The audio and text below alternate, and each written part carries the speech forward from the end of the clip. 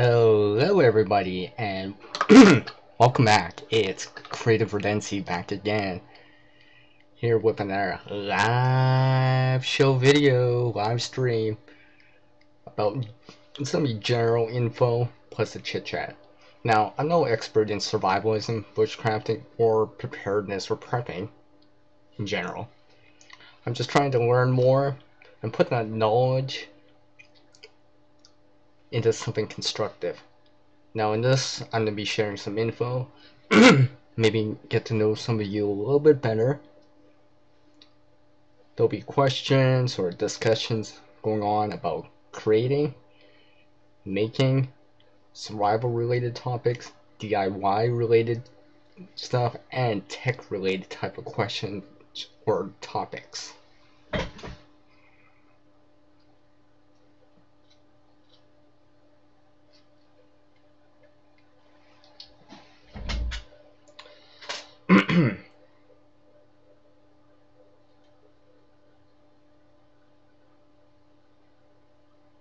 So let me whip out my intro here, like usual.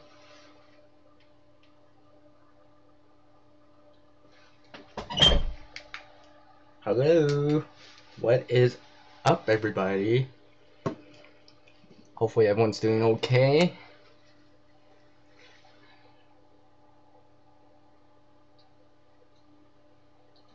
Whip up the chat here. I know who's watching right now. So a little bit more info, right? Might as well. So I'll bring this up. Now if anyone doesn't know already, I am Canadian, obviously. Now this, I actually drew this. Basically, I literally drew this with pen. Although when I took a picture of this, I probably should have made it a little bit more straight. Because I drew this for something else. But basically, I drew it out with a red pen and kind of tried to shade in somewhere the darker areas to make it look like it's more in the back and stuff like that. You will see this kind of picture every so often on a thumbnail and stuff like that.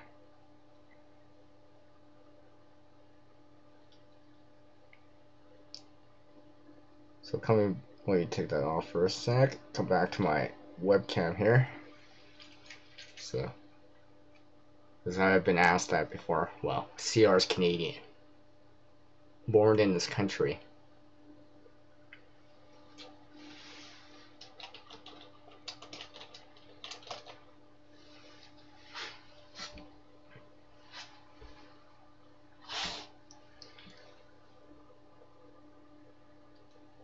Well, share another picture here since I'm here. Let's see, is it this one? Oh, nope. Wow. I like to experiment with fire. As you can see, I've shown this before, this item. Yeah. Took a screenshot of that.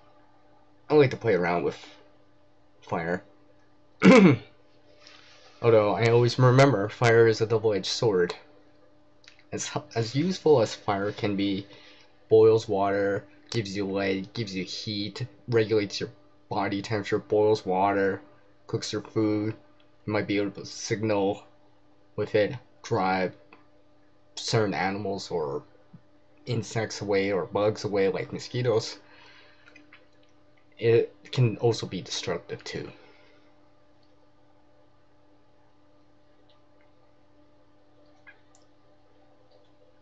I think it's this one here. Oh, no, not that one. I just showed that one. Let's see here. Is it this one? Oh, here's some pictures of some flowers. Now, this is not taken this season or this year, but a while back. This is like, I'm not sure where this is taken from. It's zoomed in a little bit more, and I like it too, but just some random flowers that I can see around here from other people. This is not from me. Now let's see here. I think so you can see, here's a picture of me with a backpack on. Oh, you can see that red light on. One of those red biking lights. You'll see this bag later on. Of course, this was taken during winter time. So you'll see this bag later on. Let's see, is it this one? I should have named this beforehand. Oh, of course. Here's some pictures of some birds right here. This is the same time that I've went on my little nature hike, walk, or scouting.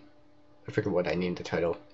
And there's a part 1 and part 2. Part 2 actually shows the actual video portions of this. So yeah, there's a lot there. How many is there? Let's see. 1, 2, 3, 4, 5, 6, 7, 8, 9, 10, 11, 12, 13. 13. So that's quite a bit there. Anyways, let's come back to the webcam here. So yes, a little bit more about me, a little foreshadowing for what's to come, and all that stuff. Yes, yes. I'm doing great, Val. I didn't have the chat on, so I didn't see everything at first. But yes, I'm doing fine. Thank you for asking. I appreciate it.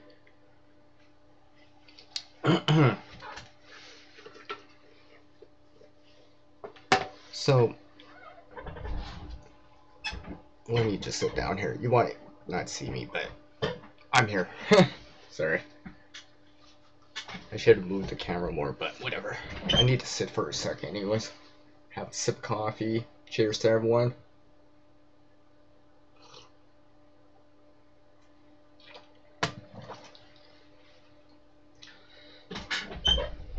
Now, I guess, where am I gonna start? Well, for anyone that doesn't know, CR lives out in Western Canada. Out west.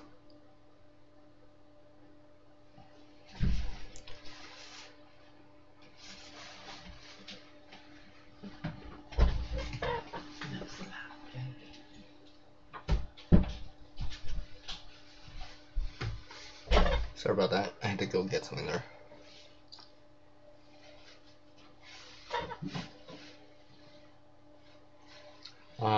So basically, let's see, like I was saying, CR lives out in Western Canada. I was born in this country. This country offers so much, and I'm very thankful about it. I mean, Canada has a lot of the world's kind of fresh water supply. So out of that kind of 2%, Canada has quite a bit of that 2% of the fresh water on the planet. Where there wait, no, it's not 2%. I think it's 1%. Well, anyways, the rest of it's locked away in icebergs and in ice, like in Greenland, Arctic, or the Antarctic.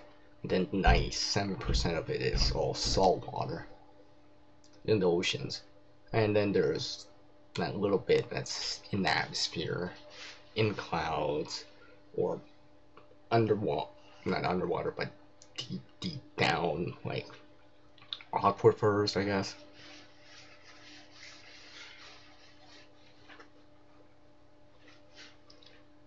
There's a major river that runs through this area, but and I've shown it before. Let's see. What else?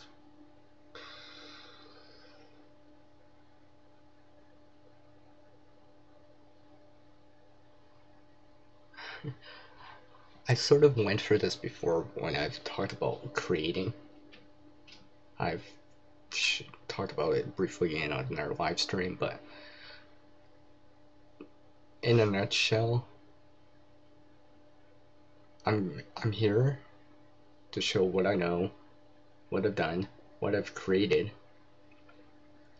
to basically, like, in one sentence, basically create a better future starting today. And I've say it every so often. You'll hear me saying it, but words to kind of live by. I'm trying to create a better future today. Maybe it's trying to reuse something so it's not in a landfill. Creating something to help me remove snow. I've done that before. Creating these kits that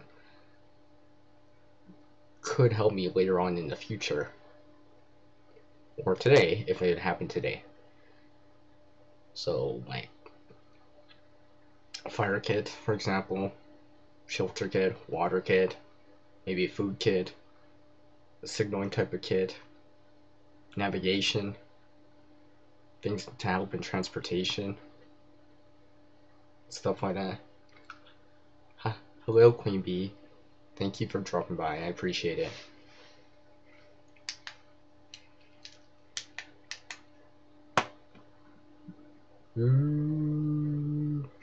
Just kidding. So where was I here? I appreciate you two coming by, Val and Queen Bee. I appreciate it.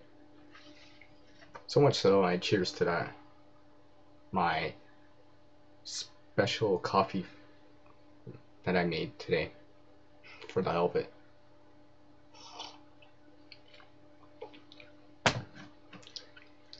I'll talk about the coffee in a bit, but I mean, so yeah, that's how I see creating for me. It's not only to help problems I have, maybe make things easier. I mean, I've made stuff for the winter time to help me not fall on ice, remove the snow better, but to also, like I said, help create a better future today. Yes, cheers to you too, Queen Bee. And how, I think it'll make more, I'll probably go through it more when I actually show off these bags. Now, some people are watching live or after the fact have seen glimpse or a taste of some of the bags or kits, larger than pouch kit that I have. I've shown glimpse pieces of it. You've seen part of the backpack earlier on. I've shown that picture. You'll see that bag again. But basically, how I see it, personally, like, there's these kind of preparedness or survivalism type of words, I guess. But basically, I see it as the short term and the long term. Short term being a few days at the most. And pretty much long term is anything longer than 5 days. So you'll see, and for that reason, I have two types of what people might call a survival bag, or which is more commonly known as, let's say, you know, these kind of GHB, BOBs, and INCHs, get home bug out, and I'm never coming home type of bags. I have my own versions of those, but basically either short or long term. Now these short term bags, for me, are meant as they're lighter weight, have less gear, but they're more mobile because of having less weight, or I'm more mobility because I can get to a place much faster, obviously. Because also, if you got more weight on your back, it's going to take a little bit more effort to move that weight forward. Now, these short-term type of bags, for me, I see them as a way to have something in the short term. Let's say for some reason I can't get to that long-term type of bag. I got these options. And these short-term bags are, meant for within this kind of 3-day, 72-hour window. Where, it's not, where I can still resupply. They're meant where resupplying is more likely to happen, or resources are easier to come by. The longer term bag for me is when resources are like really scarce for some reason, whatever the reasoning is, and resupply is going to be very limited or non-existing. So hence, what you'll see later on, which you could consider as a longer term, I'm never coming home type of bag, inch type of bag. So yes, you'll see those later. And of course, all the kits that these shorter term type of kits that I have.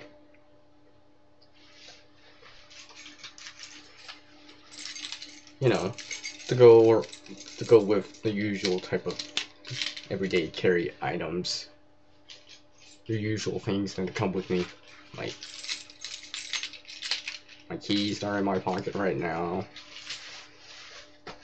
to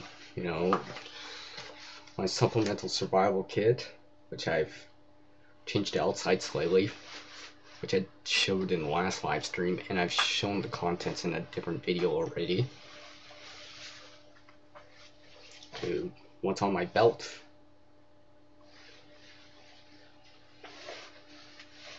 And some of these kind of pouch scouting type of kits that I have that are meant for like short term, maybe overnight if need be, just in case I get caught, unexpected events or whatever. I've at least something. And if I feel the need for they're using like an airbag, or I have to grab that airbag, or I feel like maybe I should go grab this longer term bag, or what some may call as a bugging out type of bag or evacuation type of bag, yeah, I'll grab that if need be. If I feel like, you know what, I think I could justify bringing it or taking it with me.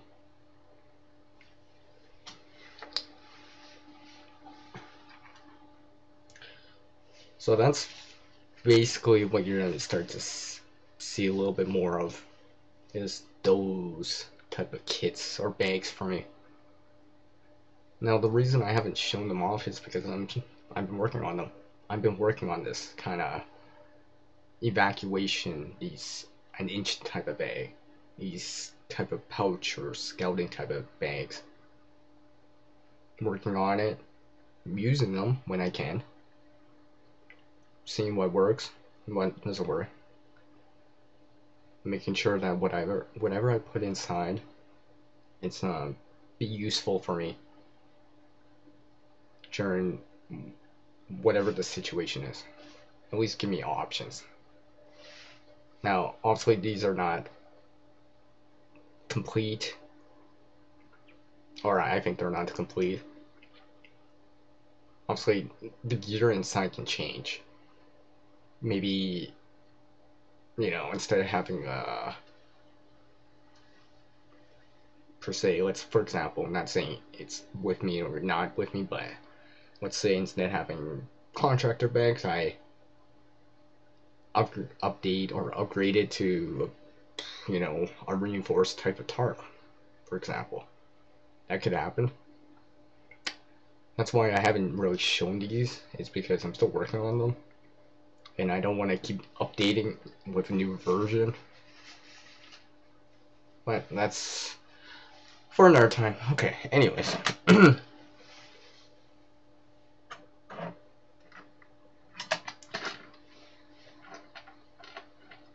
So, anyone that's watching, or even watching the kind of replay, let me know down below, or on the side chat here, since I have 2 people in, at least. What is, of anything you've ever created, what is the most awesomest thing you've ever created? It doesn't per se even have to be,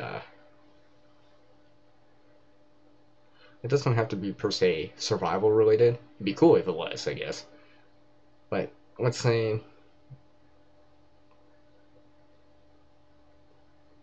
something you created where you're just like, after creating it, you're just like, it just looks either really awesome, or it's, let's say in terms of like DIY, it's helped you do something. Maybe, I don't know, I know for me, I've helped make a shed from scratch before. Not a pre-made shed, but like a wooden shed. I mean, that's more recent for me. I couldn't find the picture of me standing by it. I thought I had it, or else I would have showed it. But it shows a picture of me standing by it before it was finished. It's about, let's say, I think it's 7 feet tall and about, let's say, 4 feet wide, and about, let's say, 6.5 feet long. So whatever that volume is, right? With times height plus times length, whatever it is. So let's see. So maybe about 125 cubic feet, give or take. I remember helping someone make that, and it was quite fun actually. I learned quite a bit from it.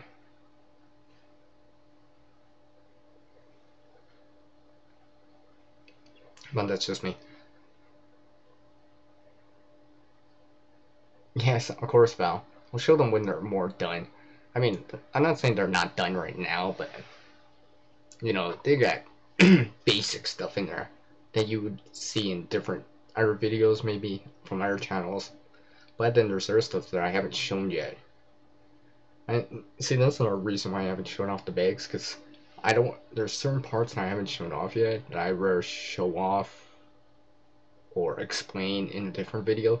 So when I'm showing off this evacuation, bug out, get home, I'm never coming home, scouting, pouch type of kits or bags or backpacks, I don't have to take more time to explain that, because I've already explained it in a different video.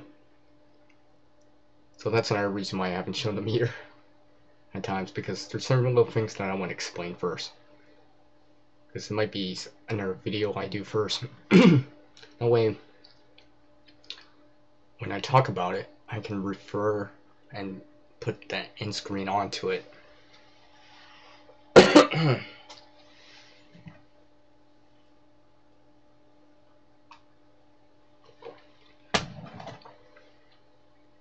I mean, let's see. Another creation that I made, I've shown this off before in a video. Now, it doesn't apply right now, but it was during the winter time. I made something. You know, at first, you know, it was for me to use, but it gradually became more and more useful. And I'm like, I actually want to make a version 2 of it. Like, basically, I made something to help remove snow easier. I have a video on it. I'll try to remember to end screen or add it in description later on. But basically, it's helped me tremendously. It's on its second year now. Still going. And I haven't even broken it yet. I mean, I've had, what, 20 pound, 20 pounds, 25 pound scoops of snow where there's no way, it would have been very, very hard to lift it by hand using conventional methods. Like, you know, I know about try to lift with your knees and all that stuff, but with this, what I made, you know, I basically used kind of simple machines to help me with that. That's another one of my creations that I've made that I'm like, it's just been so useful, especially here in Canada where it snows awfully, especially here in Western Canada. Hello, Christian. Hi. What's up? How are you doing? So like I said a little bit earlier here at the top, you'll read that this is gonna be like a general talk about creating, making, crafting, survival related, DIY related, and tech related type of questions or topics. So, you know, if you guys use, what do you guys use for your editing? I mean, I only use simple programs, to be honest. I haven't gone back into using editing type of software for that are more elaborate. Let's just say I've only used simple things. That's why in my videos you'll see just cutscenes. Really, you don't see these nice fade out, fade in transitions. At least not yet. But I'm hoping to come back into doing that again. I'm doing alright, thank you for asking that. And hopefully things are going well with you. I know I talked about it earlier with you, and you said things are going better, I think. Or you said yes in there. Like, you remember what we were talking about. I won't get into it a lot, because I'm just trying to remember it right now.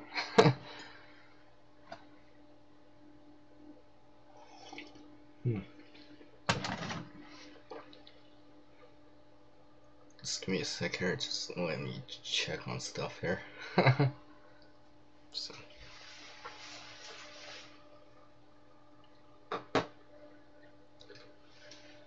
coming back to the creating, I'm actually trying to get these live streams a little bit different. Anyone that's seen my last live stream knows is that I tried to do something a little bit different in that. Seems to be working. I'll keep it in mind. I'll probably do it next time I do, just kind of, for the next time I do creation mode live streaming.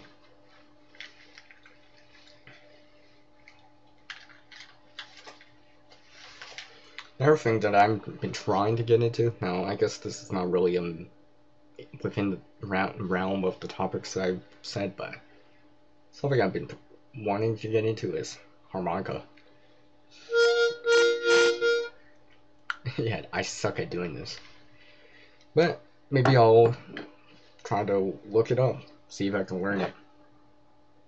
I mean, I can make basic monotone type of sounds.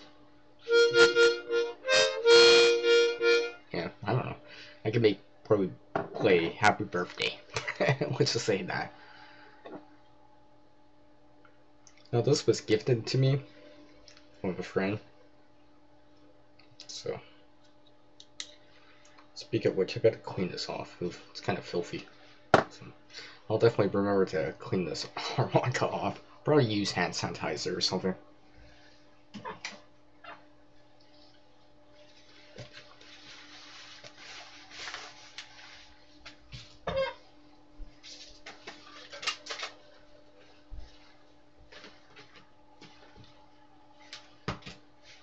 Just give me 1 sec. I'm just plugging in the device here. Just plugging in the device into my power bank right here. Although I don't have an open USB cable. I mean, open USB port right now to plug it, so I'll just use some air power, then I have some battery bank power. And it's down to half anyway, so might as well kind of use up its charge for something before I plug it back in. So let's see, I've kind of talked about why I like to create a few of these per se survival type of related things that you'll see later on in the channel. Hopefully this year, hopefully this summer, hopefully relatively soon. Like I said, those are always being updated. I'm always trying to improve on them, reduce the weight on these bags, reduce the weight, reduce the bulk, yet still have that functionality, still have that capability of doing something. Like, I don't want to be like, hey, I'm gonna remove, for example, oh, I don't want to remove this multi-tool because I'll lose a lot of functionality. Then there's other things where I'm like thinking, I'm like, hey, do I really need to add this extra key ring in? Probably not. Is it gonna reduce a lot of weight or bulk? Probably not, but you know, if I keep doing it, it's overall it's gonna add up. As they say, you know, what's that saying? Ounces equals pounds, and pounds equal pain. So, because the more weight you have on your back or with you, the more energy you need to move it forward.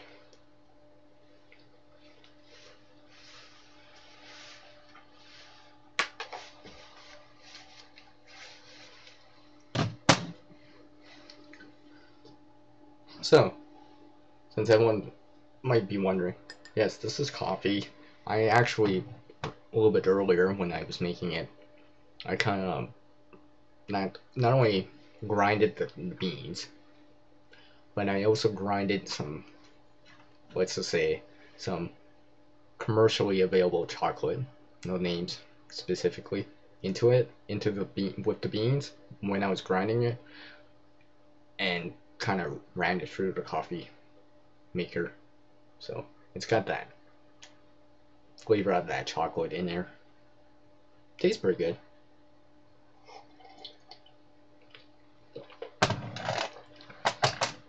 Queen bee, no, I don't have any pets, not anymore.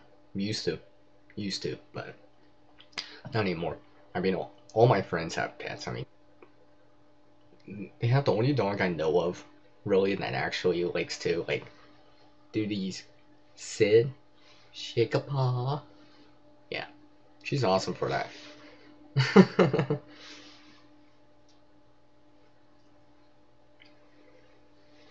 So, yeah, I mean, I know my neighbors recently got a cat. It swung by around here, and I kind of appreciate that, to be honest, because it's keeping down our mice issues. I've had mice issues around here for the last couple of years. Neighbor's got a cat. I mean, like, it's been helping. I mean, like, that cat just wanders around. So, you know, so time to time I put out some water or some milk for it. I appreciate what the cat's doing. I know the cat's helping. Even if it's per se not hunting for mice, its scent in the area might deter mice from be like, let's not stay here, guys. There's a cat in the neighborhood around here. Let's not stay here. So I'm pretty sure it's been helping. Because the mice traps that I've set out haven't been triggered in a long time. So yeah, and we had this issue with it. Oh, it was so annoying. So annoying. Unless you have that issue, you don't know how per se serious it could be. I mean, we had to unfortunately throw out some stuff just because, you know, couldn't take the chance on it. containers can be washed out, but food on the other hand, that's a little bit different. I mean, I was just like, nah, it's not worth the risk. So unfortunately I had to get rid of that stuff. Spray some of these areas with bleach or a little diluted diluted form of bleach solution, just to make sure, you know, things are good again. I think things are getting better. Haven't had much issue, haven't heard anything. Traps haven't been set or anything like that for a while.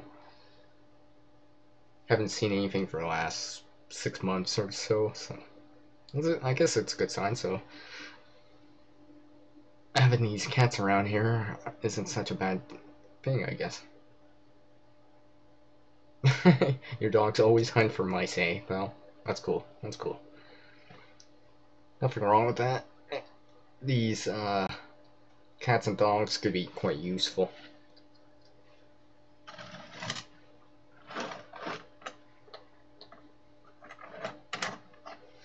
So, what was I talking about?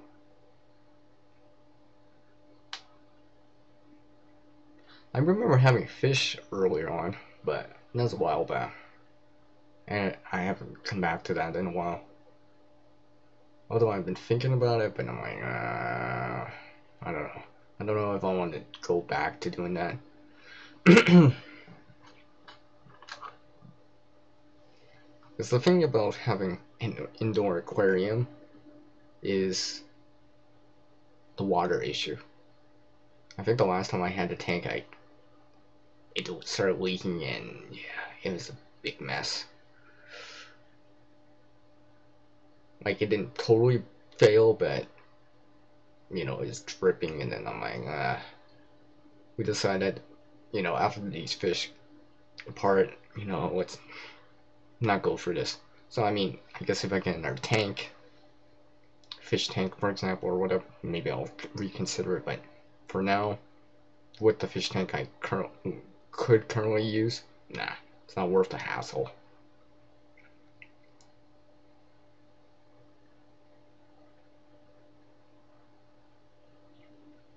Okay, Val, I understand.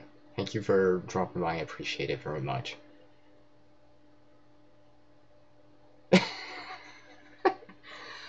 Queen bee, you hate fish? They stink.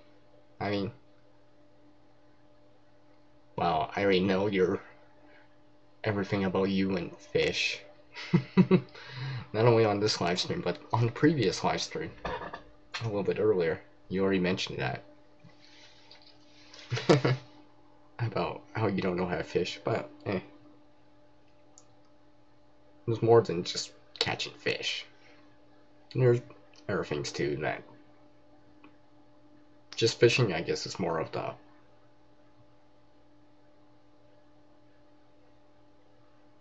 kind of more likely to go to method, I guess, of acquiring food, but there's also other ways. And wild edibles and stuff like that. I mean, that's one thing I gotta get into better, is wild edibles. I mean, I've read a few things. I'm trying to understand it for this area. See, again, some things I've been trying to understand, right? But then I'm like, well, that doesn't exist in this area as far as I know. So I've been trying to understand things in my own area. Things that actually are out there where I can see them. Where I'd be like, okay, this plant could be used for this. Oh, so that's what it looks like. What it smells like, for example, or looks like, or feels like touch. So I can understand it better and be like, oh, and find out that it'd be like, oh, I can use it for this and that. So again, for example, pine trees. Yes, they give you fat wood if they're down and stuff like that, but they also provide the needles, for example, could provide vitamin C if you make it in a tea, and if you do it right, using certain needles, probably fresher ones and stuff like that. Have I done it? No, I have not.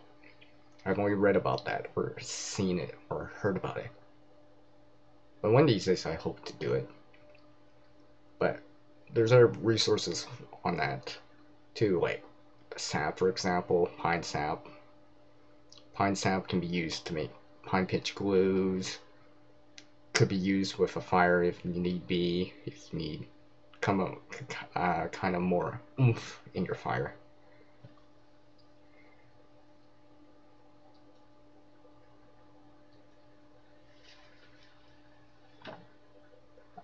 I mean, the bowels on it, like, could be used for whatever reason, shelter making. Maybe more insulation underneath you if you had to stay overnight. Let's see what else. And of course, wood sticks can be used for whatever reason.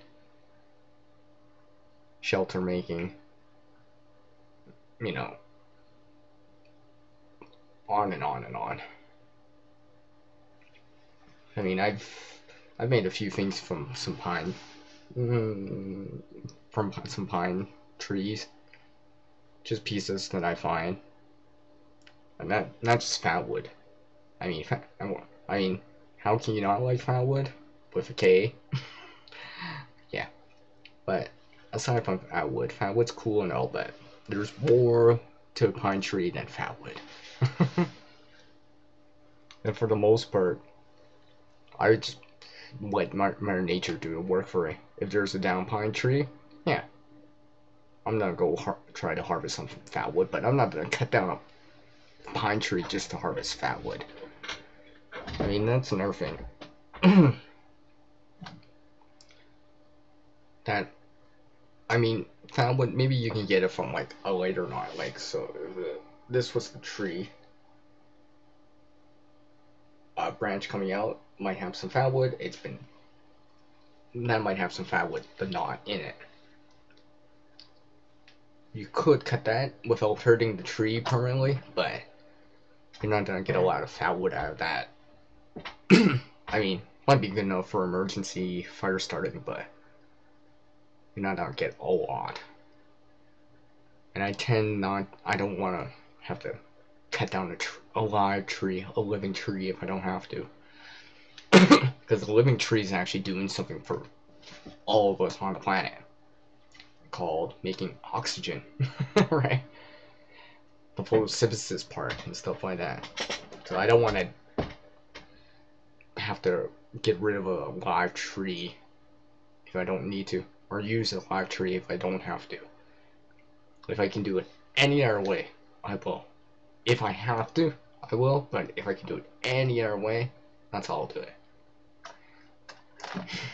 Yeah, I know. And she's not here to listen to me talk about fat wood. Yeah. How can you not like fat wood? I mean, I like it, but I know about it now, more about it and stuff like that. But I also realize there's more to pine trees than just fat wood, including, you know, pine sap and stuff like that. And that's another thing about fat wood, is that it takes longer for fat wood per se to develop than other things that you could be using for fire starting, for example, in this case. Like, fat wood's good for fire starting. Yeah, everyone knows that. You shave it, make into very fine type of dust-like stuff, which is more commonly known as Maya dust. Yeah, and you know, it's easier to light up than normal wood shavings of the same size or dimensions. Fat wood's slightly easier to get going. But there's also other things that can work too. It's not just fat wood. It could be birch bark. Birch bark can do that too. Similar characteristics. When it burns like fat wood, it releases dark black smoke.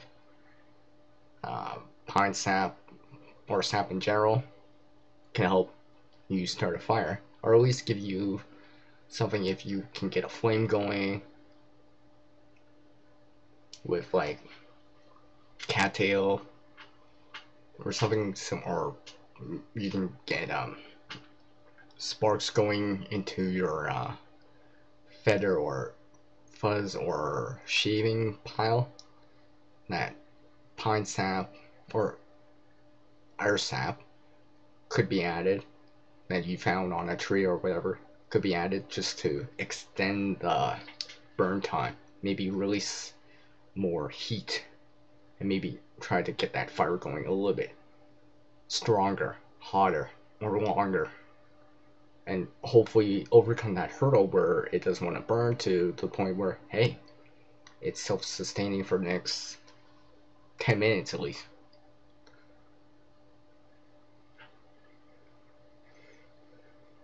Yes, we need trees. Yes. Yes. Can't forget. Now, trees only give a portion of the oxygen in the air. Now, there's what's it called? Ocean type of the name's on the top of my tongue, but basically, there's ocean type of creature. I wouldn't say creatures, but plants that come to the surface during in the sun and really to perform photosynthesis and release air, which gets dissolved into the water, then makes its way out into the atmosphere. Those actually create more oxygen than the trees and the plants on the land. I think so, as far as I remember it as. It's been a while since I watched a documentary on that. I might be wrong about that, but let's just say trees and plants aren't the only things on the planet that generate oxygen in terms of photosynthesis.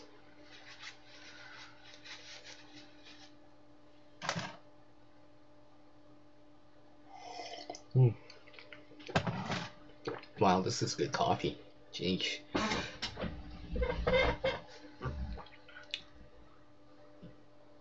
So, why does CR like to create? I mean, I don't know. I guess even as a kid, for me, creating was one of those things. You know, as a kid, when I was younger, I didn't have all this stuff, let's just say. I didn't have this or that. Didn't come from a, per se, rich family. I had to learn to create stuff. I had to scavenge at times for stuff. Even the deposit thing that I've shown in some of the scavenging videos, I've done that since I was younger. So doing it when I'm older or now, you know, it's just, I'm just used to doing it. And of course, deposit helps fund some other stuff, right? Allows me to, you know, use that deposit money for, let's say, food or water. For example, I know I've done that. Have boxes full of cans and bottles that are just ready to go, just waiting for it to kind of appreciate in value, let's just say. So,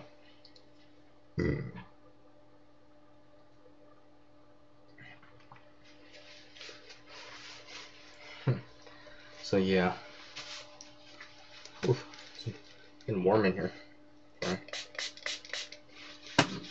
I'm gonna take a page out of a book and use a little bit of water. Water does take heat away faster than the air can, so just spray a little bit of water here.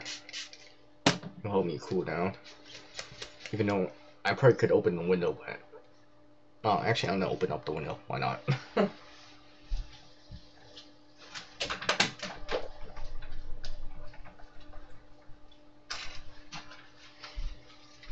Yeah, I figured might as well open up the window. But, yeah.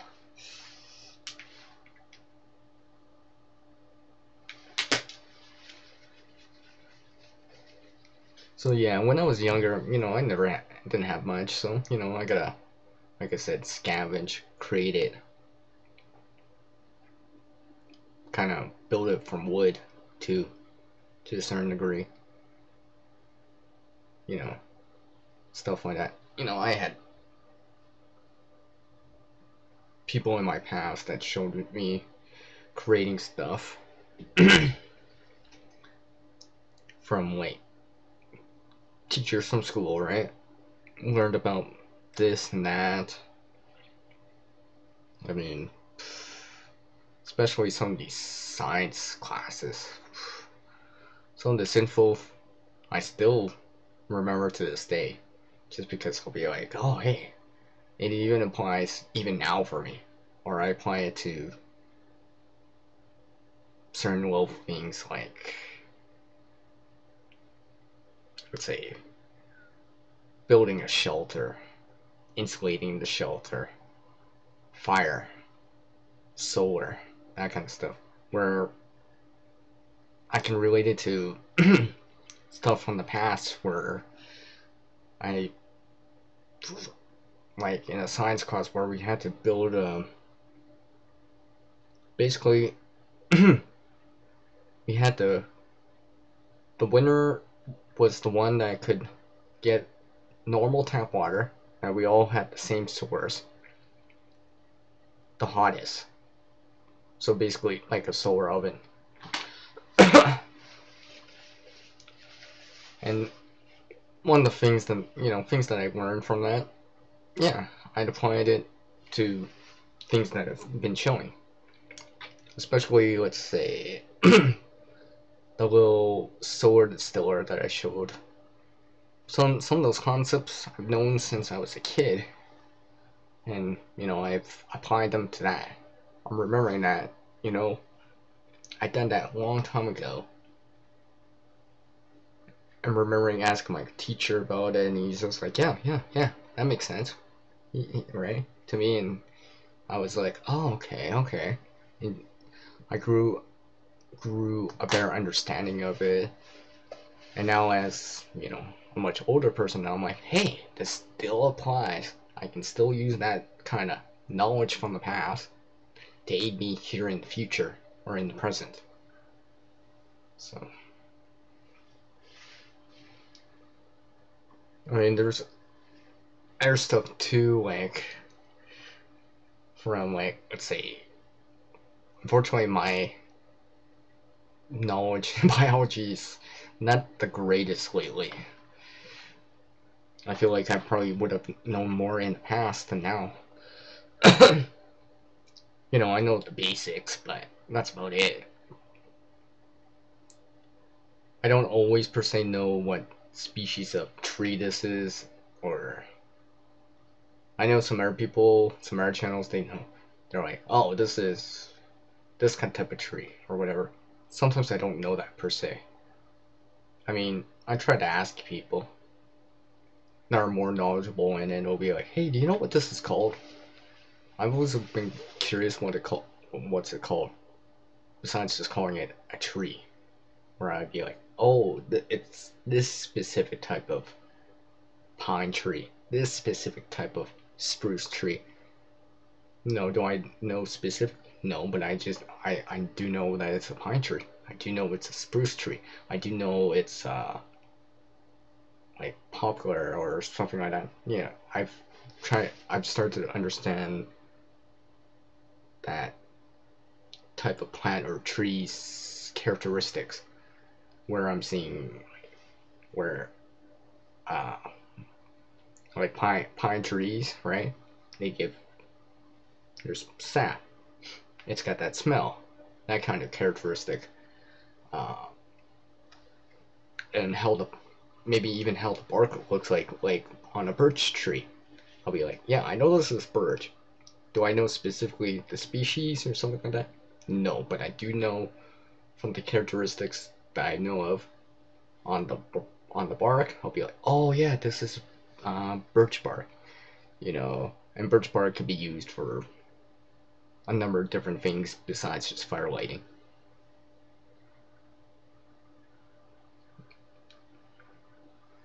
Stuff like that. So, for anyone that says that your education from school doesn't pay off later on, well, I beg to disagree. Maybe not all of it, right? Maybe not all of that stuff you learn in school is going to help you in the future, but some of it might. Maybe it's not, maybe that your math class isn't instantly make you an accountant. That math stuff that you learn might help you be like, hey, I don't need to use a calculator or Google it or punch it in my phone or whatever. I already know it. It's in my head. That knowledge is already with me. You know, like addition, multiplication, subtraction, division. You know, some of it you just know. You don't have to rely on, let's say, other people, tech, or electronics to help you out. You can do it in your own kind of human calculator, let's just say. So.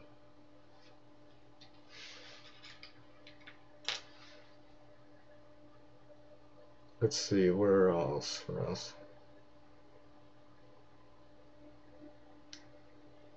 No, I've shown off me reusing stuff.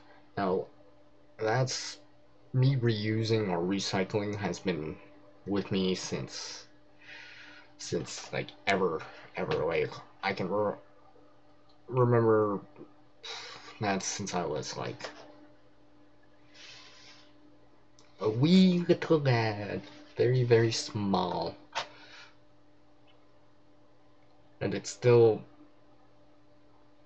I still kind of do it today, just a lot more. Thank you, Charlie. Hi, what's up, man?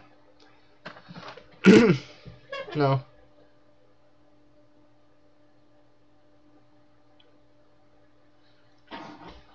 Hello, formal fanatic. Jeez. Sometimes I pronounce these names wrong. And that's another thing. When I was younger, I used to not pronounce things well. Now, as I got older, I got better at pronouncing stuff. But I used to not be able to say aluminum. I was always like aluminum or something like that. And I used to not say it right. But I gradually learned to say it right, I guess.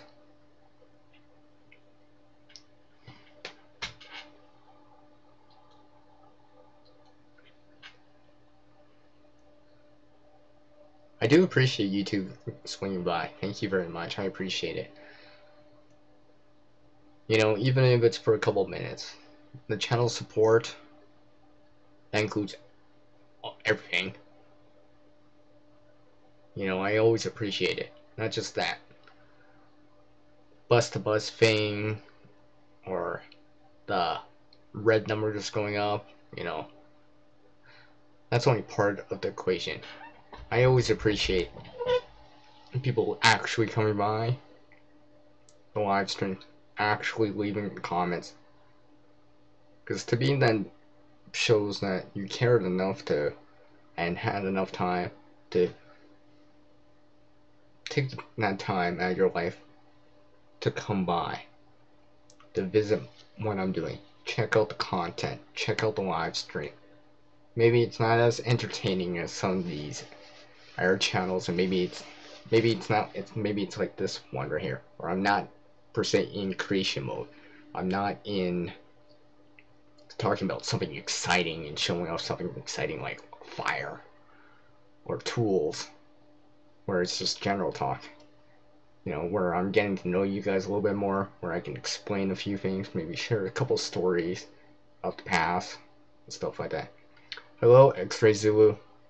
Thank you for dropping by. I appreciate it very much.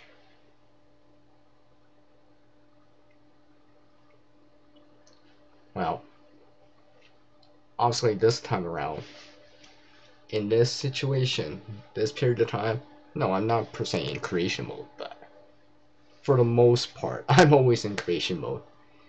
It might not be 24/7, but it's a big majority of the time. Like, even certain times when I'm doing other things, it might not per se be like, hey, I'm not per se weaving or braiding something, but maybe I'm thinking of something for later on, thinking of imagining, like, like, where I have this problem and I'm like trying to think of a solution for it, where I'm like just kind of closing my eyes and just thinking, hey, and just visualizing it and be like, because I know kind of how big it is, and I'd be like, close my eyes and be like, okay, if I did this, I'm mentally moving it in my head and trying to find a solution. Now, sometimes I'll use like tech,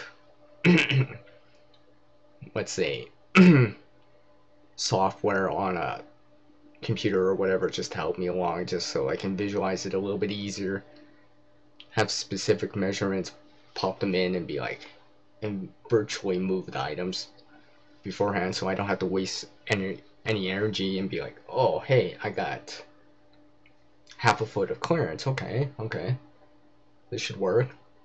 Where then, after seeing it virtually moved, I'll be like, oh, hey, I like this, I'm committed to it, so when I go do it, I'm committed to it, because I already know it should work, because I've already checked, because I technically measured it, per se, before moving everything.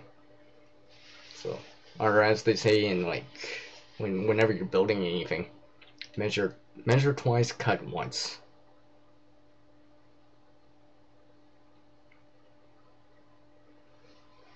I mean, even I have a closet next to me. I've gone through so many different ways of doing it.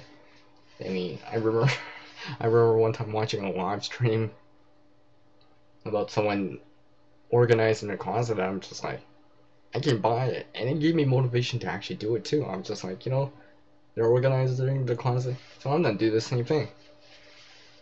I got a couple ideas from them. I'm like, oh, why didn't I think of that? They gave me an idea. I was just like, hey, thanks for that idea or whatever, right? Because it'll work for what I have. And vice versa, where I'm being like, hey, have you ever thought of XYZ? I mention it, and they're like, oh, no, maybe I'll give it a try. I'm like, yeah, it worked for me, maybe it'll work for someone else. So, yeah. Oh, yeah, X-Ray Zulu, just to mention, I mentioned it earlier in the live stream, but I'm hoping to release, not sure when, hopefully it'll be sooner than later, what these kind of bigger kits, bigger bags, bigger pouches, whatever name you want to give them, these shorter term bags or longer term bags, these GHBOB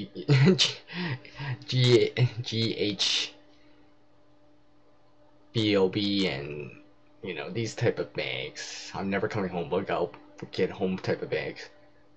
I got something similar to them.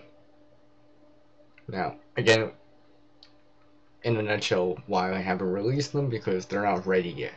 Or I've been working on them so much that I don't want to keep making another update on it like next month where I'm just like, oh, here's version 2, 3, 4, 5. No. It's just because I changed out something. And besides, there's a few things on there that I haven't shown, so that I want to show the DIY portion first before I get into it, so when I explain it, I'll be like, oh, and I've shown this in this video, so you can go check that out, or explains it more. That way I don't, these pouch bag backpack videos don't get too long, because I know for sure that if I show off for example, like a get home or a bug out type of bag, I know it's gonna be long. Just because the sheer amount of, per se, gear in it is gonna be extensive. And of course, I have things nested, things hidden, so I don't want to be too vague, so I want to explain it as well as possible. Okay, of course, everyone wants to see detail, details, close-ups and stuff like that. So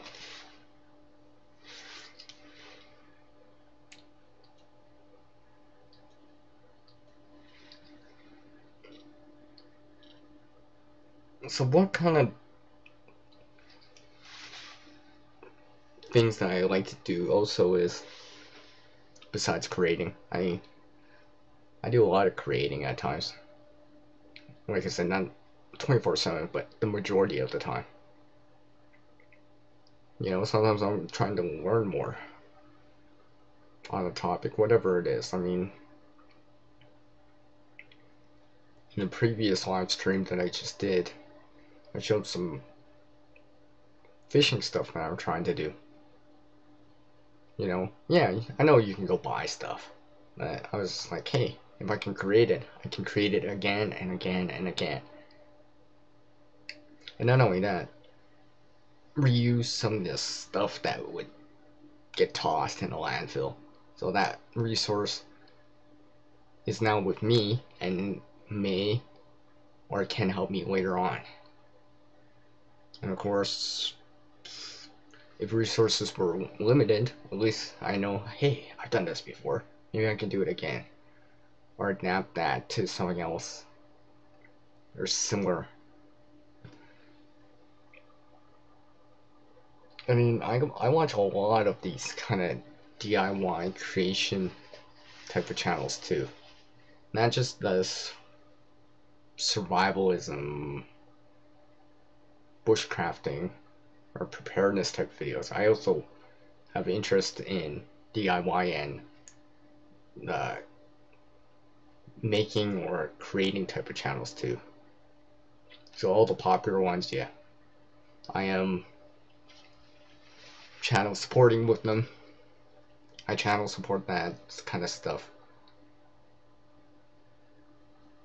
I'm just like, some of the stuff, I'm just like, hey, I can apply it to this creating or making or DIY stuff. I'd be like, hey, depending on what it is, right? Some of these ideas I can apply it to the survivalism type of, or preparedness type of thinking.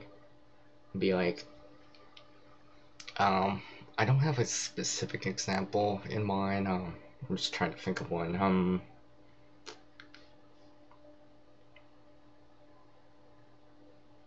Oh, okay. Here's a good example right here,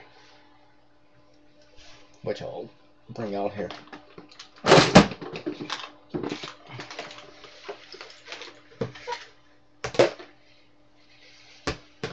Now, I've shown this previously, but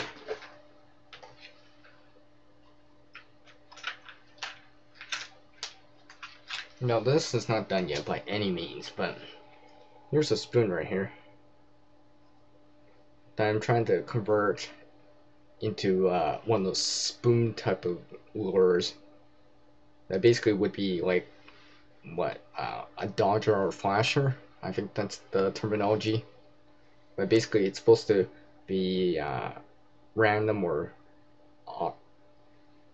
different kind of movements. So it would be like, it would flash and maybe attract certain fish to come towards your hook more. Of course, this isn't done yet. I'm still fine tuning it. I still have to drill the holes. But that's just something that I picked up. Now, I guess that would be more of the fishing type of channels, I guess, but it struck my interest, especially since sometimes I can find spoons, and sometimes this spoon, actually, I found this spoon. That's why I actually made it. I didn't use one I had. I'm like, no, I'm not gonna destroy a perfectly good spoon for it, but I don't mind making one from a spoon that I found.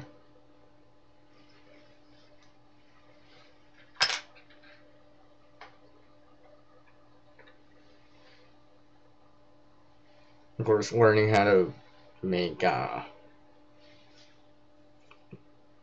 barbless fishing hooks from like scrap metals, scrap spinner rods of steel, for example. And of course,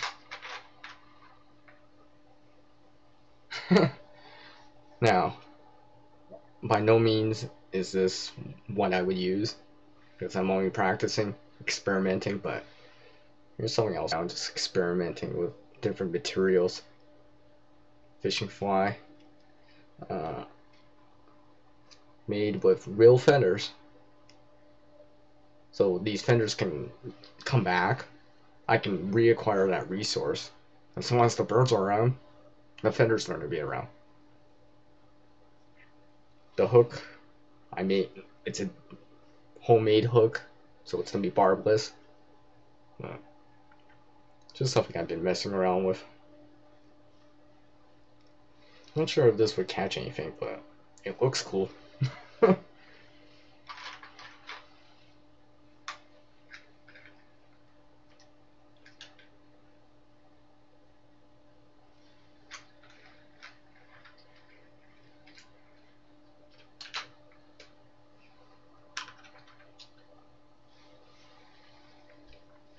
Now, since I've shown off the spoon as part of, how do I say,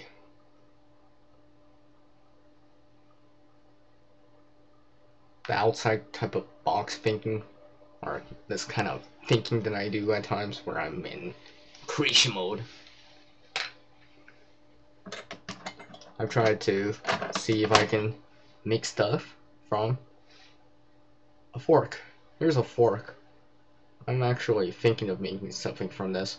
Now, I've pounded it with a hammer to straighten it back out, but I've been thinking of making stuff with it.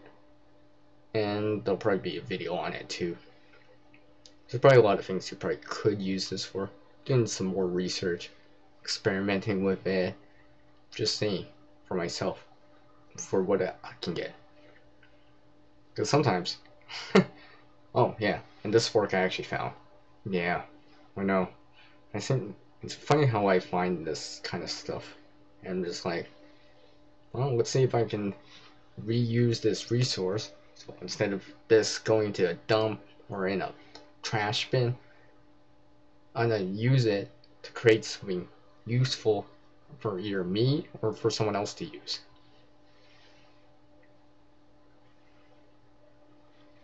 Not sure what I can make from it, but there's a lot of things that I could think about right now, from to a whole bunch of stuff. That's the thing about creating that I've noticed is there's no limits in creating. There's no limits in creation mode. But with tools, it makes it a lot easier. So, I mean, think about from Stone Age type of tools. Yeah. It's not much different from what we do now.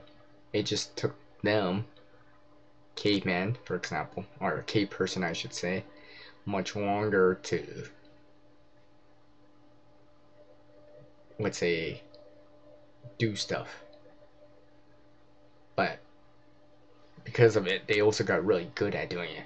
They're probably better than anyone nowadays that can do like flint knapping. You know, they're kind of flint knapping, where basically you're chipping away some sort of stone to get a specific shape, to have specific characteristics. So you, for like a spear point, arrow point, and stuff like that, they were so good that not only could they do it, it'll look really nice too, like almost like a work of art, compared to maybe nowadays where it's like we just want it functioning. It looks good, but in comparison to some of these artifacts of the past, you know, it looks kind of fast, let's just say.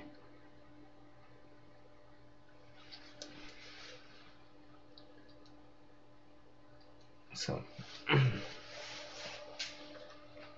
let's see here. What else?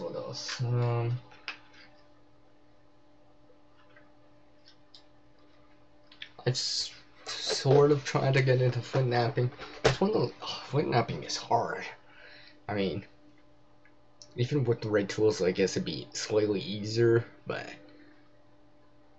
yeah, I'm not great at creating something with flint napping yet. Now, bone, on the other hand, I've tried bone. Bone's much easier to work with than flint napping.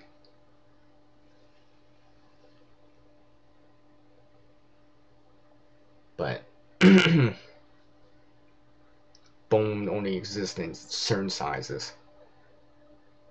I guess rock would probably be more abundant than bone, but bone's easier to work with. As far as when I've tried it anyways. I mean, I've made, or at least tried. Yeah. Now these are only for practice. I probably would never actually per se use them in real life, but because I was trying to just get good at doing it, but just practicing, trying it out, learning from it, experimenting with it, trying to get a better understanding of it. So if I really had to do it for real, where my life depended on it, like in a survival type of situation or in time of crisis, I'd be like, oh yeah, I'm remembering these certain little things that when I was first learning about it that I didn't know about. I'll be like, oh yeah, I gotta make sure this is flat. Oh yeah, notch it out so I can, tie cordage around it and stuff like that. Stuff that in the beginning I didn't know about, but now that I know about it, I'll be like, I can use that info later on. So in that emergency situation, in that time of crisis, I'll be like, yep, I gotta do this. Because it'll save me time later on. And hopefully, like anything, I became better at it, so I'm not wasting time. Because of something that I haven't done before. And because I've done it before, hopefully I'd be taking less time at it. Without that huge learning curve. So basically, instead of having this big learning curve, it's a very shorter learning curve for me.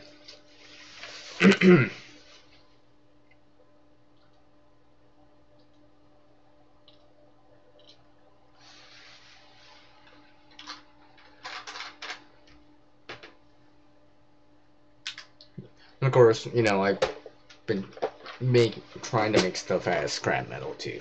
There'll be other stuff. So it's not just bone and flint or rock that I've been trying, but also metal. I realize in modern times, I mean, like, there's a reason why stone and bone gave way to metal. Because metal was stronger, easier to form into a certain shape. And might not. I mean, bone and stone, they can crack, chip. Where it might be single use, like an obsidian type or glass type of arrow. I mean, like, if you miss, you hit a tree, it might just break to the point where you can't, per se, flint nap it or grind it back down to a smaller one. It just might be a one-time thing. It's not always, but it might be a one-time thing where a piece of metal, you might be able to use it again and again. I think that's why flint and, I mean, glass is sharp, but it's also more fragile. But I think that's why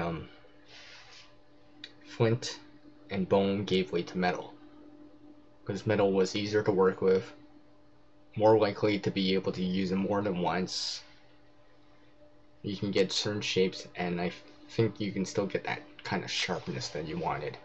So of course, from copper to the Bronze Age, where basically copper plus tin equals bronze, to the Iron Age, all the way down to nowadays where you have things like steel, which is basically iron plus carbon.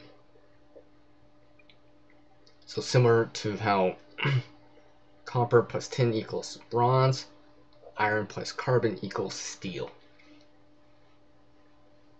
Pretty much more or less the same. So basically, instead of having tin within the copper, it was actually carbon within the iron, and hence you get a different characteristics. Or in this case, it's stronger, holds its shape better, stuff like that. I mean, for me, maybe one of these days I would love. I think for me, as someone that likes to create, I would love to get into forging metals. Just because being able to forge a piece of metal into a shape, hey, that gives you even more things to create, more opportunity, more doors I can open where I can be like, hey, I can forge something that I want. Not per se have to spend money buying it or have something pre-made. I can have it the way I want it, the characteristics that I want it, shape, the size that I want. Not be limited because of money or what I can find.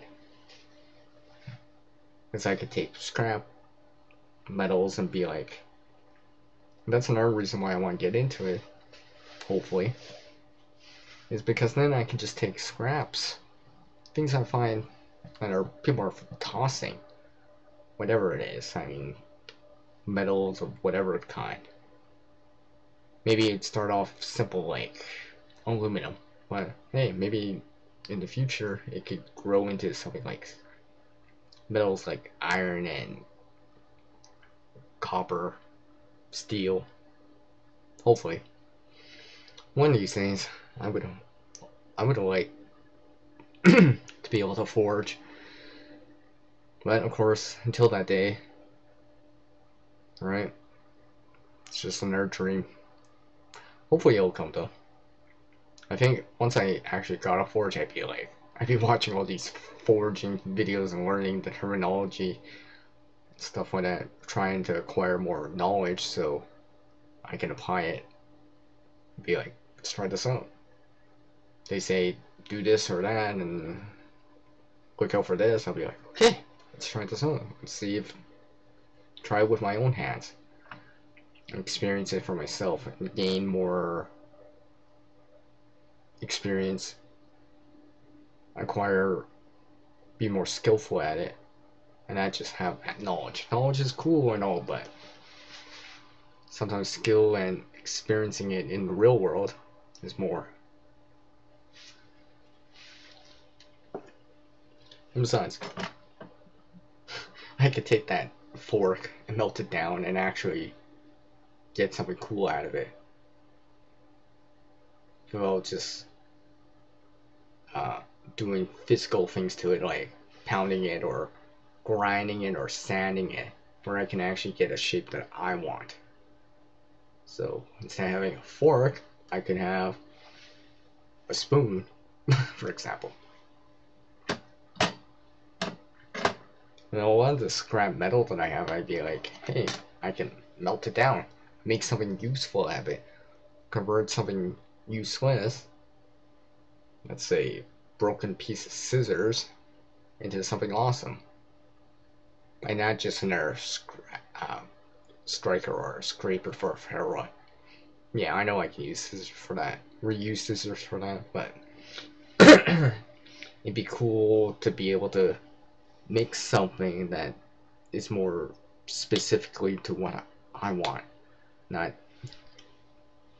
have to adapt it a little bit more just because I can't quite get it to where I want it. Like shape, something like that.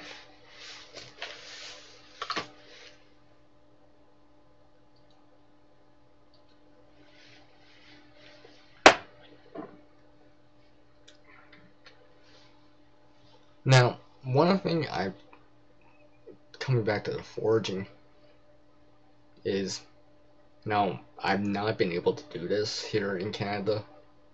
Now, everyone's seen the solar lenses that I have. Now, I know from a different channel, quite popular,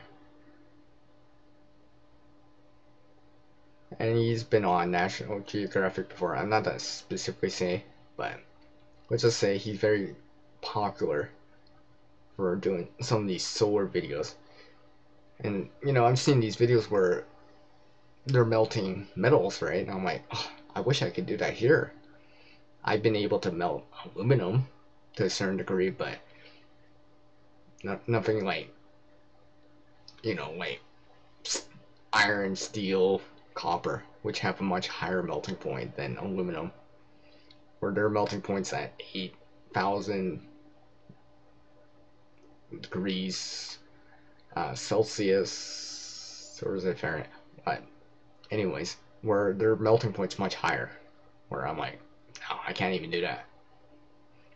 Maybe it's the solar setup that I have or whatever, or maybe because I live up north more than they do, so not again per se direct sun like people that might get that are closer to the equator.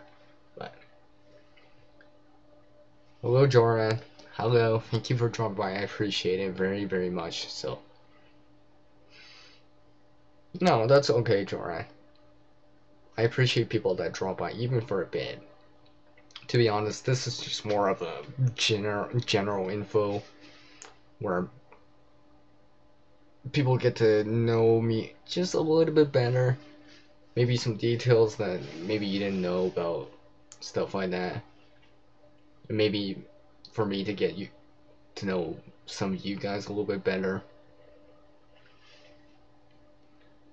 Of course, like I said, there's just open questions or discussions or topics about creating, making, crafting, survival related, DIY related, and tech related type of questions or topics.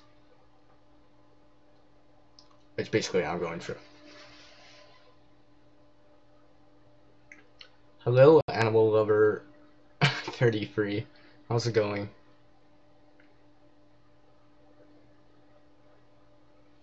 Well, clearly animal lover is an animal lover. I think that's pretty self-explanatory right there. Oh, okay, 30 minutes. Oh, wow, 30 minutes. 30 minutes is a long time, man. You know, maybe it's not hours, but hey, it's better than minutes or a few seconds.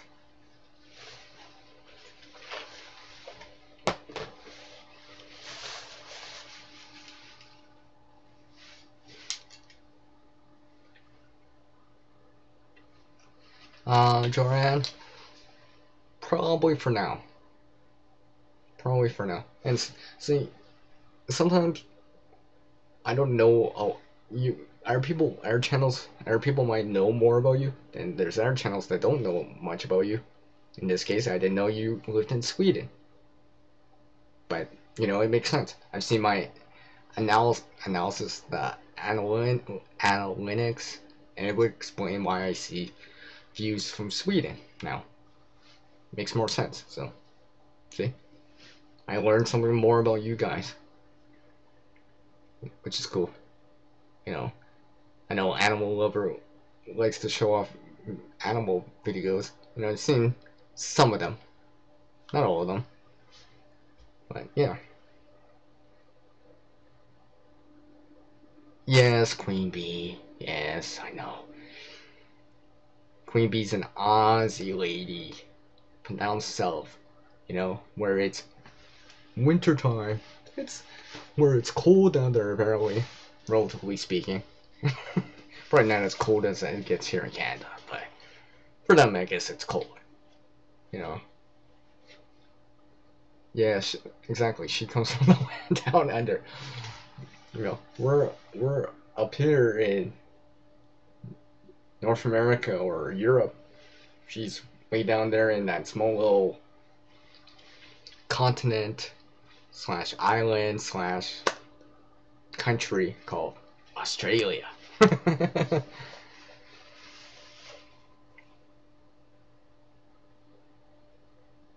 Queen Bee, how cold is it there right now? What is the temperature there? Or what's the temperature been like, I should say. 15 Celsius, hey? Now 15 Celsius, I'm getting better at this Celsius Fahrenheit thing because I keep having to mention it. And of course I got international type of audience, so it's not just people here in Canada or in North America, but you know, people in the US too. So let's see, 15, that's about what? I know 10 Celsius is 50 Fahrenheit, and I think 70 degrees Fahrenheit is about 20 Celsius, so that's what, maybe what, 60 Fahrenheit-ish, I guess, for anyone living in the US or watching from the US.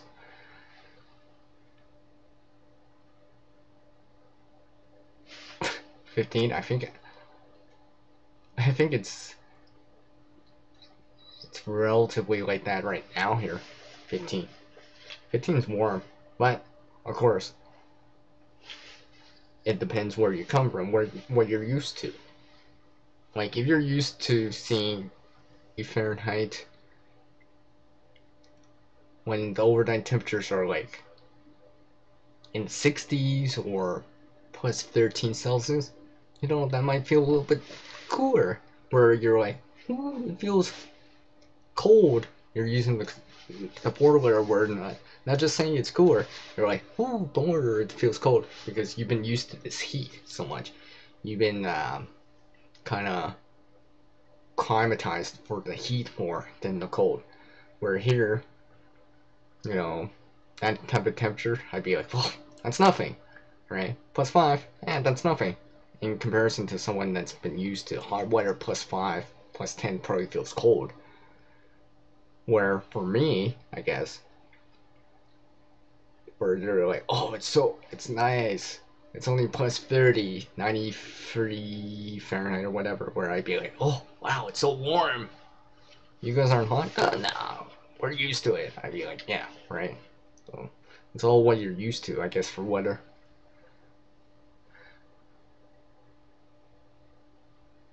Oh, that's really cool, animal lover. Nothing wrong with that. Nothing wrong with that. If you can take care of animals, I mean, like, if you can take care of other things, gives you that sense of responsibility, I guess. You really like to enjoy animals and nature, not to show off. No, yeah, exactly. You just want to show it. Okay, I'm not gonna use the word show, but you like to.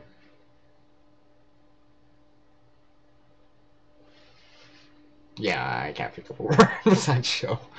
Never mind. 23 degrees Celsius is 74.4 Fahrenheit. Okay. I'll keep that in mind. The Aussies are cold right about now. Really? I mean, for me, I know some people here in Canada don't per se like the cold. I mean, I'm not done BS it. Yeah, honestly, there's a certain degree of cold that I don't like either. But let's just say I complain less. I mean, I'm a thin, skinny type of person, so you know, I don't have much insulation. So I get cold easily, and sometimes I'll be like, "Ooh, it feels cool out," right? Where other times, other people are like, "Oh, it's not that bad. I'm like, yeah, that's because you have more insulation on, more rubber on, for lack of a better word. Let's see.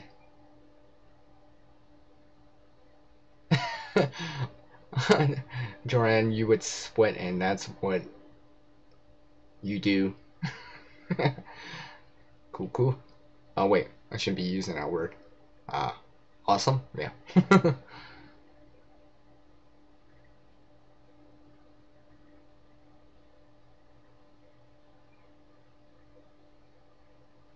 Oh, okay.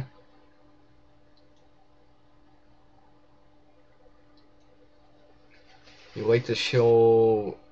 I like to show you all animals and nature and stuff from. So let's see. So I enjoy doing it. So. Oh, that's awesome. You know, I enjoy the nature stuff too.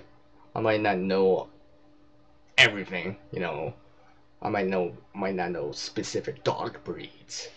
I know other people know that stuff way more than I do. I never actually owned a dog personally. I have friends that have dogs. You know, they know the breed of dog. You ask me, I'd be like, sorry, I don't know. I'm not knowledgeable in that type of thing. Maybe one of these days, maybe I'll know a little bit more. But unfortunately, for now, my knowledge behind that is not that great. You and he don't take along well, or get along well, Joran? Oh, okay.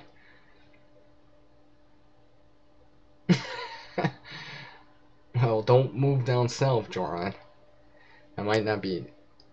I guess you could always come here to North America, come to Canada or the US.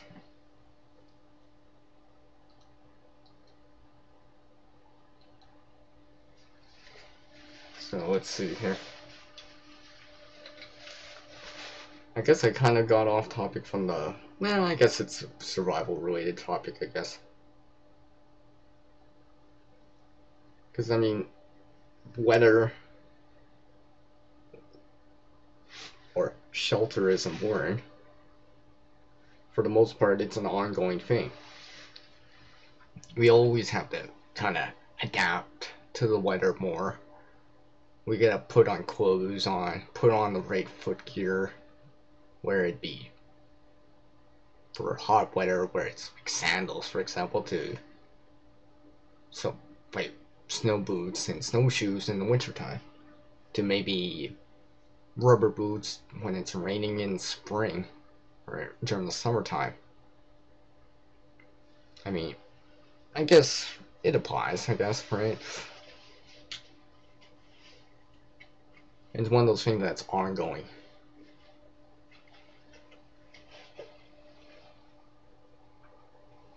Hello, Jen. Jeez, I didn't realize how late I was getting, or early. Jen's already in. I'm surprised. Hello, Jen. Thank you for dropping by. Like always, I always appreciate people that drop by, especially when I'm live, because I do appreciate that interactivity. I mean, it's cool if you can't drop by till after or when it's been processed or a static video again, but when people come on live, there's something about that it's not interactivity or interaction with you guys I enjoy. I think for most people, if they ask if you ask people why they love live streaming, yeah, you know, for that watch time, but for our reasons, it's not interactivity with the audience. I ask a question, you guys can answer. You ask a question, I can answer it. And you know, it just kind of gets better, I guess, or more complicated, I guess. I guess if you have a panel of people on. Oh, jeez, I should have. Jen, well, it's not sunrise yet.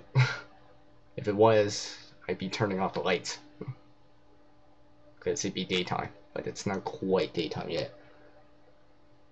It's not even dawn yet here, so it'll be a little bit.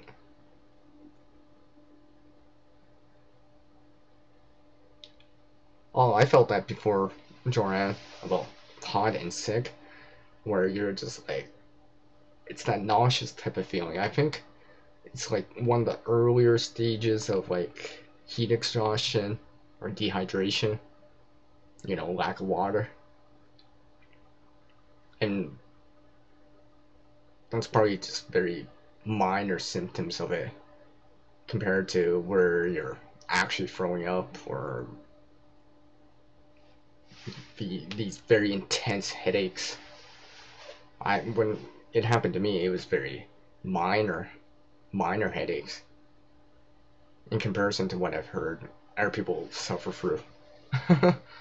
So I got a taste of it at best. You suffer from the sun, a heat migraine. I always feel dehydrated when it's hot. Yeah, exactly. Somehow what I kind of said. Let's see. Oh yeah, exactly, Jen. I've seen in this area. I've seen in a year.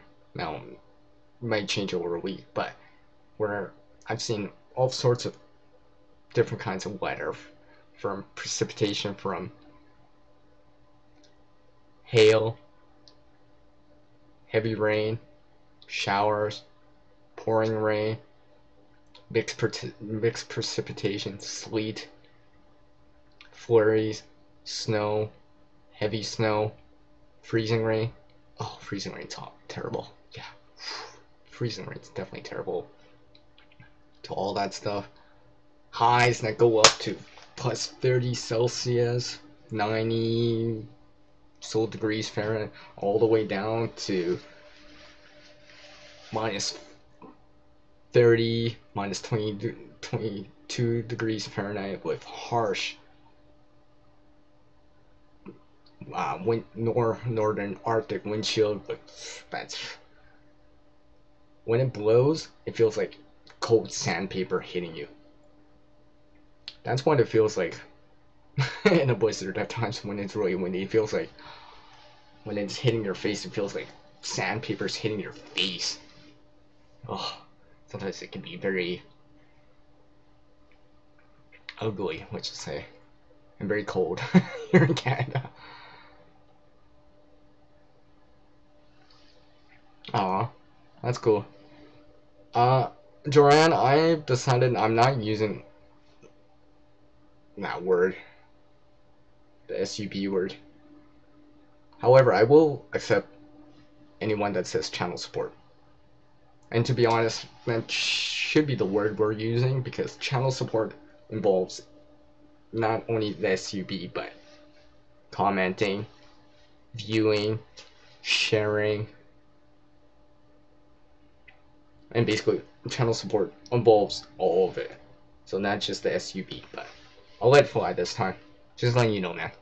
I'm just kind of staying on top of the current YouTube things here, I guess.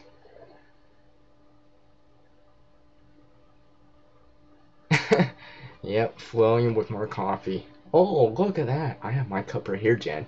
Of course. You know me. I got my bigger cups, bigger mugs. Yeah.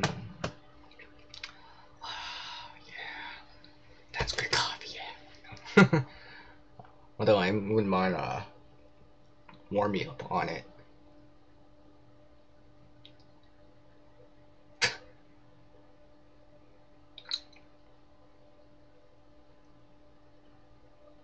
Joanne, that's Thursday morning, right? That's Thursday morning, right?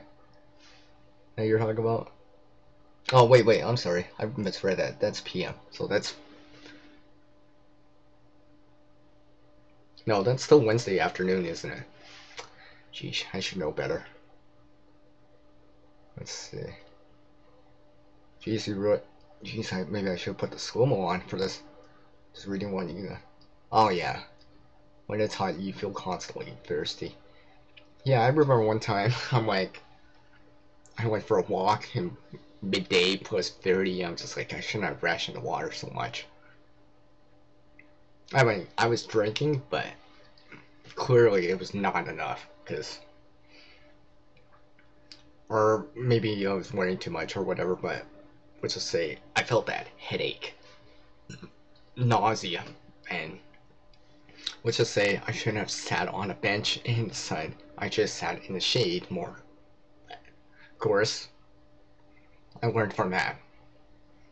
And remember, maybe I should sit in the shade, not in the sun on the bench. I should sit in the shade, even if I have to sit on the dirt, because I think it'll be better.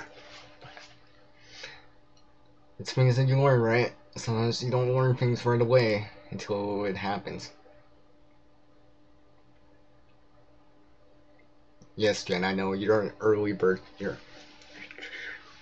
you're an early bird. Or maybe because you live out east and I live out west. It's always, it seems like it's early.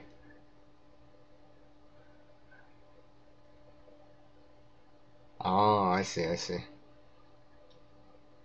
Oh, sheesh. You guys rode to what?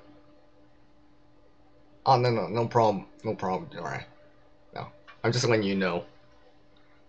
Letting you know. Yes. I will always support the channel supporting part.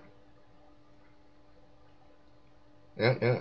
Yeah, Jen's doing Jen and Canada is doing a low spend type of June type of thing right now. Although I do low spending all the time. Or seems like more of the time.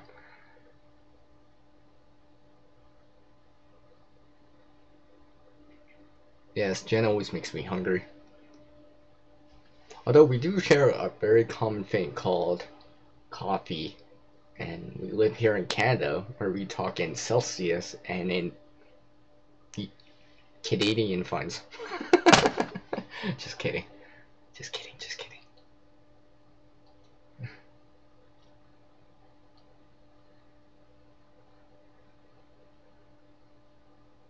Just give me 1 second. I just gotta check on something here. I didn't.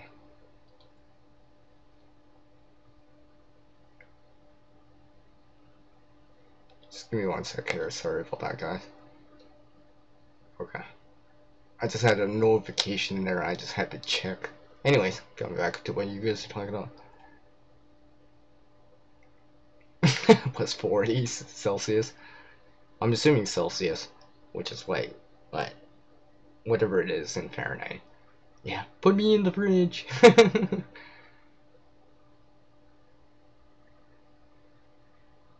No, I haven't, Jen. I haven't heard about per se that. I've heard about air things. You know, the private messenger air thingy going away, which is alright. Can still email people anyways, or whatever. There's other ways of doing it.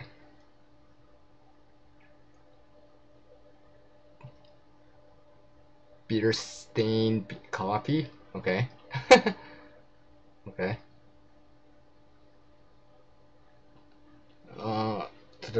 So you guys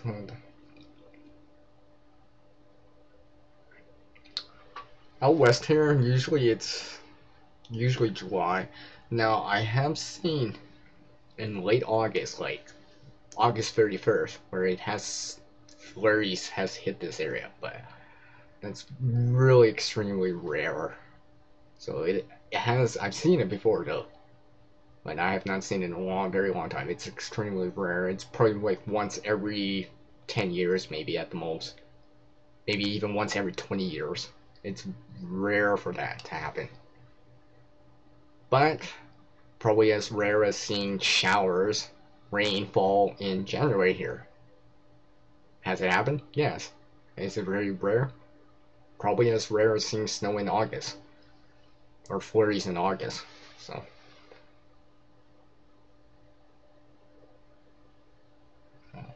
Alright.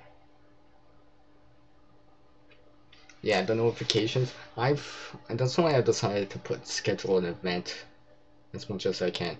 Give as much leeway as possible. Now I know some channels have specific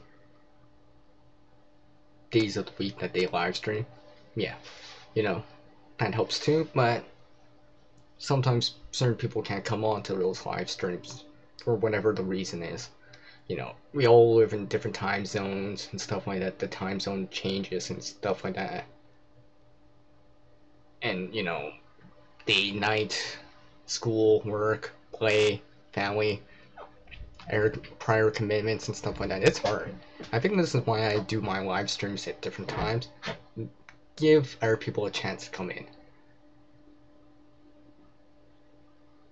So, because I got an international audience, so, you know, you guys live, you know, Jen lives out east, Duran lives out in Europe, I have people in the UK, got Aussie people too. I mean, like, there's no way I would be able to get everyone in on a live stream. Just because when it's convenient for me, might not be convenient for other people. When I'm sleeping, oh, it's convenient for them, but I'm sleeping. Such and such. Oh.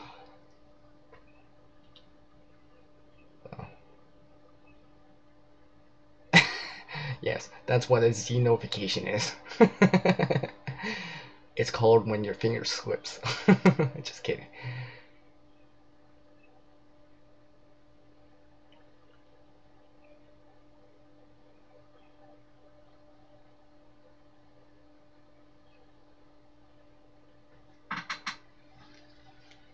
I can do side jobs right now. Looking for some other work to fill in the gaps. Let's just say. Oh yeah, I guess so. Hey, I don't know. It's because it's bigger than my air cup, so I like using it, and I don't mind drinking from a glass.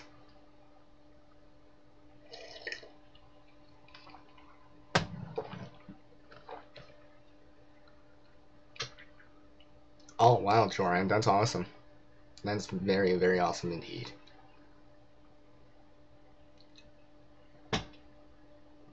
Oh wow, you deliver life-saving blood. Oh wow, that's pretty cool too. I like how, yeah, I like that.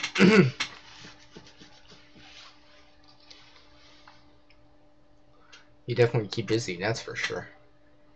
That's awesome to hear, actually. Yeah. We could always use more people like that. That's for sure. Dang.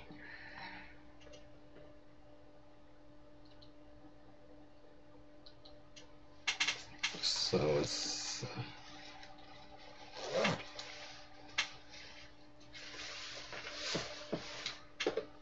I should almost be asking you, Jen, if you're doing a... Yeah, you're probably doing a live stream later on, hey? I know I've been on for like 2 hours talking about... Well, just general stuff. Get to know people better and all this stuff. Oh, Joran, if you're sitting in the car all day, I mean, I guess if you got AC, I guess that's not so bad. Or there's a breeze outside. But I guess that'd be harsh if it's humid with no AC. Does it get humid down in Sweden? I don't know many Swedish people, so... Does it get humid down there? I know certain places here in Canada could get humid, but it's usually, well, at least around here, it's drier. It's not as humid, but there's other things that happen around here.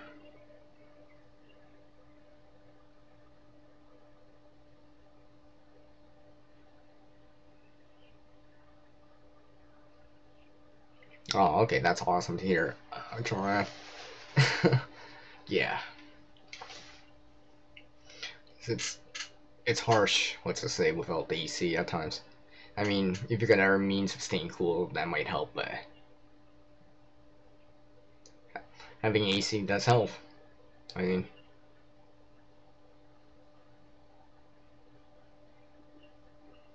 oh, okay, sometimes humid, sometimes dry. Okay, okay. A big Bubba mug coffee when camping. Oh, okay, that's cool. That's cool. Speak of coffee.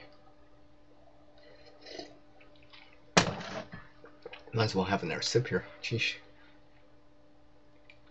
Well, Jen, I've been in Ontario. I've been in GTA area, Greater Toronto area before. I've visited Ottawa before, technically. Yes, I have. I remember this one time I was out in the GTA area. What was it? Plus 37, 90% humidity. That's about 96.8 Fahrenheit. Where it felt like plus 40. That was pretty hot.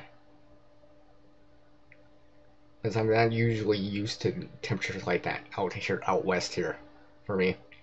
Usually the hottest it gets maybe is 32, 33, but usually it's in that 28, 29 degrees Celsius range, whatever it is in Fahrenheit. But I mean, but that was a long time ago. I still remember that too. I still remember that because we saw the weather forecast the night before. I'm just like, oh wow, it's gonna be plus 37 out, and you know, humidex values, right, where it feels like plus 40, plus 42 or whatever, right, with the humidity. I'm just like, I remember the night before, I froze some water, and I made sure that I had water with me, because we were going out the next day. Did it help? Yeah. Because we left at 10 o'clock in the morning, and it was already plus 24 out at that time. Like, 10 o'clock in the morning, and it's plus 24 out, or what? 74, 75 Fahrenheit? I mean, that's quite warm for morning, I guess. At least for me it is.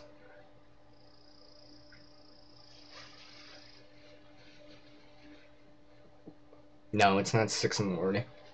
Although, it's kind of like coming up to dawn time. Queen Bee.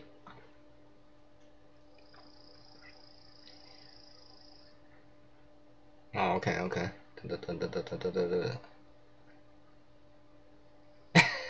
Always time for coffee break, okay, Jen? Always time for coffee break. Oh, okay. Hey, Joran, I appreciate it. I know it probably was a little bit longer than 30 minutes, but I appreciate it. Thank you for dropping by. I will see you next time, and you know, I'll see you around YouTube and stuff like that. Take care.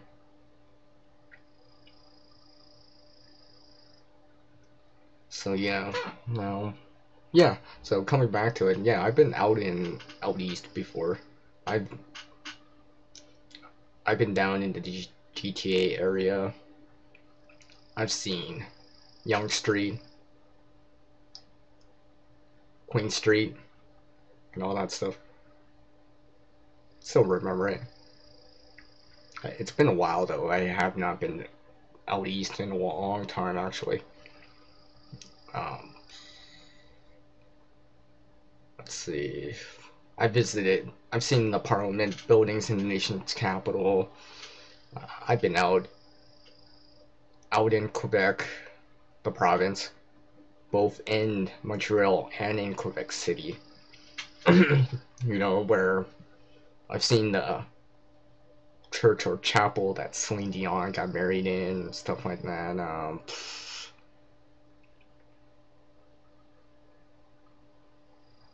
Yeah, and stuff like that. I'm trying to remember that trip. It's been so long ago. Jeez, I cannot remember it that great. But either way, it was fun. Got to see different sites, different parts of the country, which was quite cool at that time.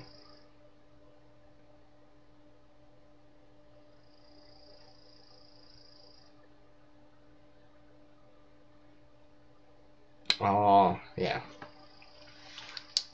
I mean, out west here we've had this, well, not recently, but let's say it's June-ish, let's say back in May, late May, mid-May, we had this streak of nothing but sun. That's why in this area we had extreme high to extreme kind of fire restrictions because it was so dry here. Now, luckily enough, it's been raining the last, well, for June here, which has been nice because they lifted the fire bans in certain areas, which is cool, or moved them down from extreme to high, or maybe in the orange or yellowish advisory type of ranges.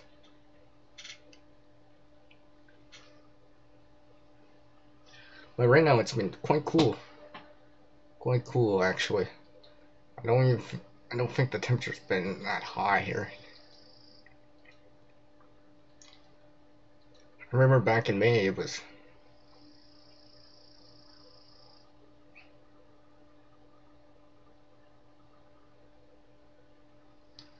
well, I guess someone it's okay.